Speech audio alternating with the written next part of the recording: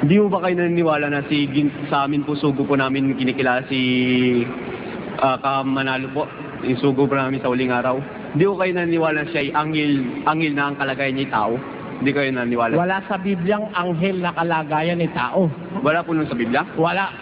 Meron po ako nabasa. Tingnan mo, hindi, wala. Meron po. Kahit may mabasa ka, tiyak na tiyak ko mali ang pagkakaintindi mo.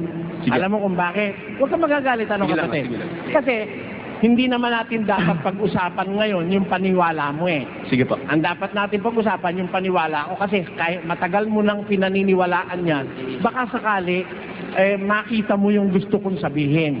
Pero yung sasabihin mo, nakita ko na yon. Actually, may hawak na ako ng mga ano na yun pasugo. Alam ko na yon. Hindi mo na dapat paliwanag sa akin. Eto, ang sabi ng Biblia kung sino ba ang mga anghel, basa. At sinasabi niya tungkol sa mga anghel, yaong ginagawang mga anghel niya ang mga hangin. Hindi baga silang lahat ay mga espiritong tagapaglingkod? Yung mga anghel niya, ginagawa niyang mga anghel niya ang mga hangin.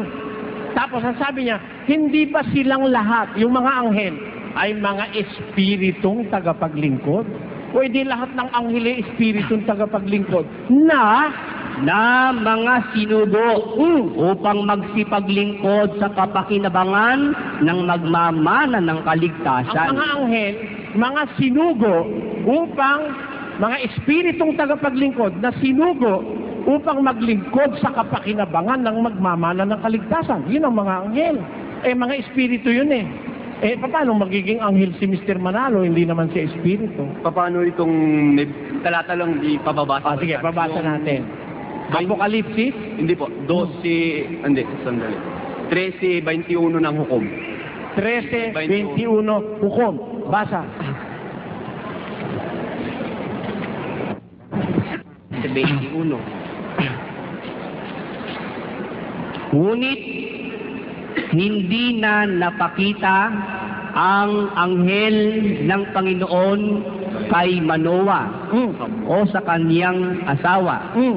Nang magkagay na alaman ni Manoah na siya'y anghel ng Panginoon. Di kinapit sa kanya yung salitang anghel bilang tao siya. Di kinapit sa kanya yung salitang anghel na may kalagayan siyang tao, ngunit ang tinawag sa kanya anghel ng Panginoon. Hindi.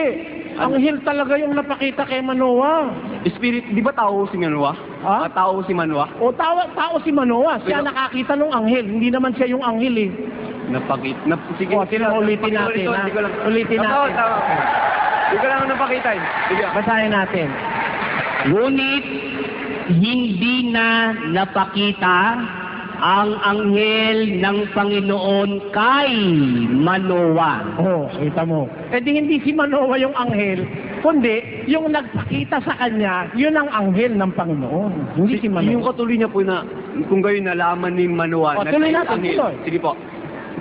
Nang magkagayoy na alaman ni Manoah na siya'y anghel ng Panginoon. Di ba?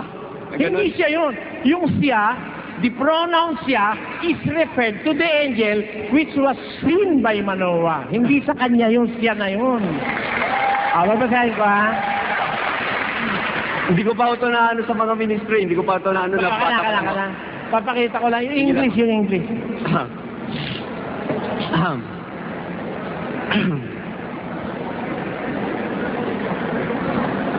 Sige. Iba ko sa niya.